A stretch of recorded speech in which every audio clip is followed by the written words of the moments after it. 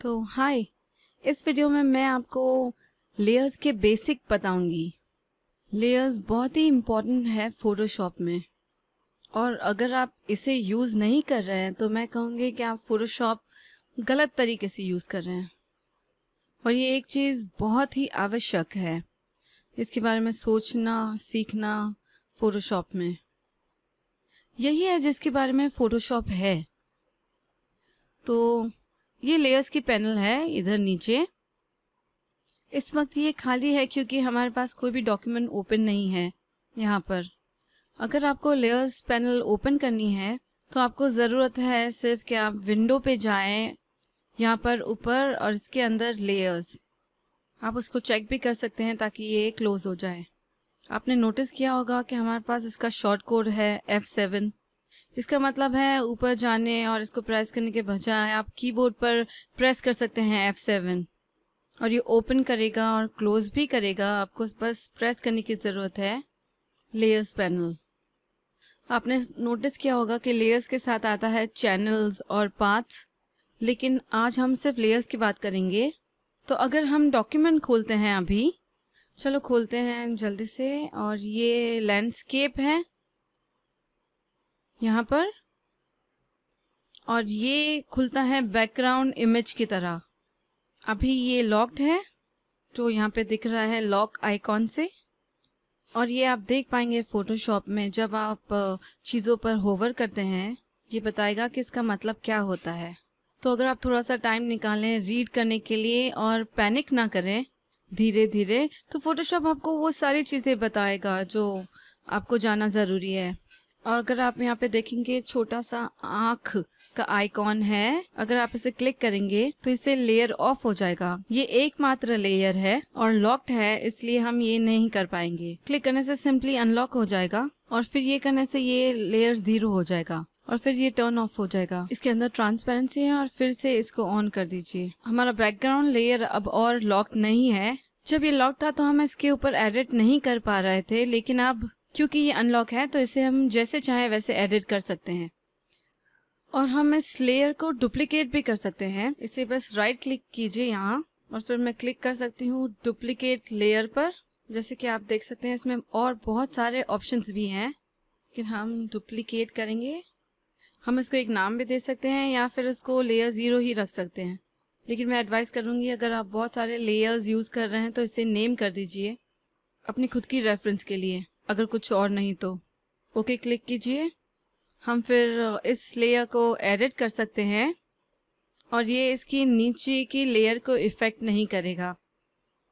बहुत सारे अलग अलग तरीके हैं जिससे हम लेयर्स यूज़ कर सकते हैं, और मैं कोशिश कर रही हूँ आपको डेमोन्स्ट्रेट करने की कि ये कैसे प्रकट होते हैं इस बॉक्स में, और क्या इफ़ेक्ट होगा हर एक का।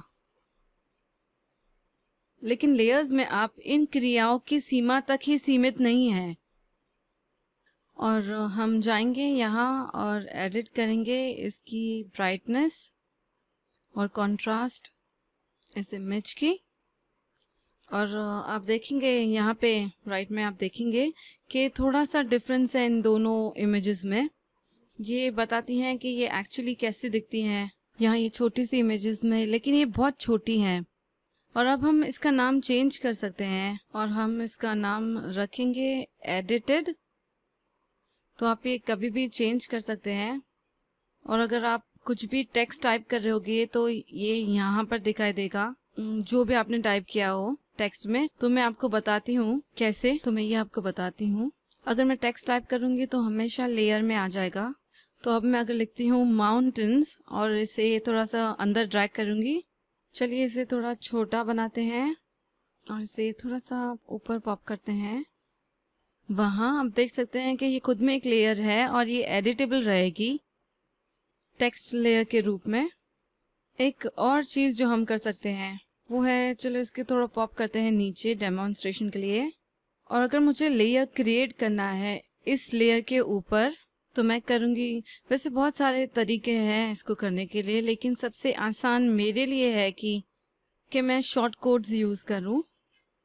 और आप बस यहाँ पर क्लिक कर सकते हैं नए लेयर को क्रिएट करने के लिए, बल्कि आप ये भी कर सकते हैं प्रेस कीजिए कंट्रोल शिफ्ट और एन आपके कीबोर्ड पर और नई लेयर क्रिएट हो जाएगी जिसका आप यहाँ पर नाम रख सकते हैं। और यहाँ है सारे किस्म के एट्रीब्यूट्स इस लेयर के लिए। अभी के लिए हम इसे ऐसे ही छोड़ सकते हैं। ये लेयर इन दोनों लेयर के बीच में प्रकट होगी। अगर मुझे इसकी पोजीशन बदलनी है तो मैं इसे क्लिक करूँगी और ड्रैग करूँगी नीचे। अभी उधर ही रहने देते हैं। तो बस मैं अब अपने मार्की टूल को लूँगी जो M है कीबोर्ड पर, ये शॉर्ट कोड है, और इसे बाहर की तरफ ड्रैग करूँगी और फिर सिलेक्ट करूँगी पेंट टूल जो है J यहाँ पर, और इसमें वाइट है तो ये ठीक है।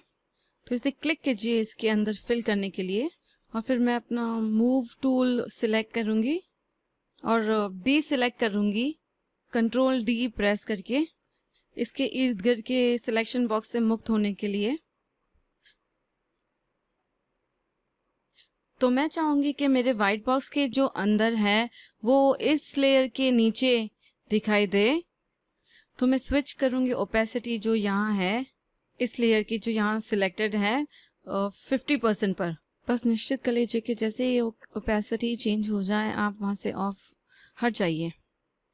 और दूसरा विकल्प ये भी है कि अगर आपके पास पूरा टूल बॉक्स है तो आप जाके वहाँ पे क्लिक करके मूव कर सकते हैं। बस ध्यान रखिए कि आप ये ओपेसिटी बॉक्स से दूर रहें क्योंकि और ध्यान ना रखने से एडिटेबल स्टेट में ही खुला रह जाता है। तो आप देख सकते हैं कि अब हम देख सकते हैं कि इसके अंदर क्या है क्योंकि इसके अंदर है ओपेसिटी 50% की।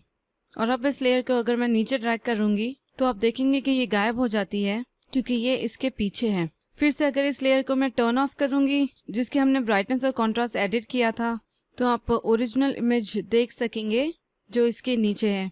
तो ये चीज़ें करने का अच्छा तरीका है कि हम इसे लेयर में डालें तो आप ओरिजिनल को एडिट नहीं करते और आप देख सकते हैं कि आप कितना आगे बढ़े हैं और किसी भी वक्त आप पाथ्स ले सकते हैं।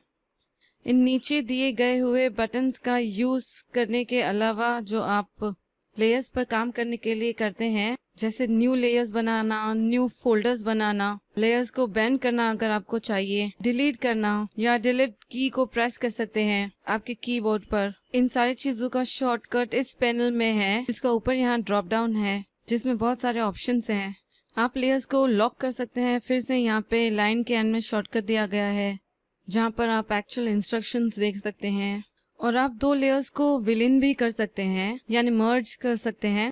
तो अगर आप डिसाइड करते हैं कि आपको अभी एडिट नहीं करना इनको, कि एक लेयर पर नहीं रहना, तो आप सारे लेयर्स को मर्ज यानी विलीन कर सकते हैं या एक के ऊपर एक को भी मर्ज कर सकते हैं। फिर मैं ये एडिटेड वाला सिलेक्ट करती हूँ और कंट्रोल E प्रेस करूँ कीबोर्ड पर, ये इसे मर्ज कर देगा दूसरे लेयर के साथ। और फिर अगर मैं डिसाइड करती हूँ कि मुझे वो नहीं करना तो मैं सिर्फ प्रेस कर सकती हूँ कंट्रोल Z और ये फिर से इसे ओपन कर देगा। तो ये थोड़ा बहुत लेयर्स के बारे में था और मैं उम्मीद करती हूँ इससे आपको अच्छी जानकारी मिली होगी और मैं आपसे अगले वीडियो में मिलती हूँ।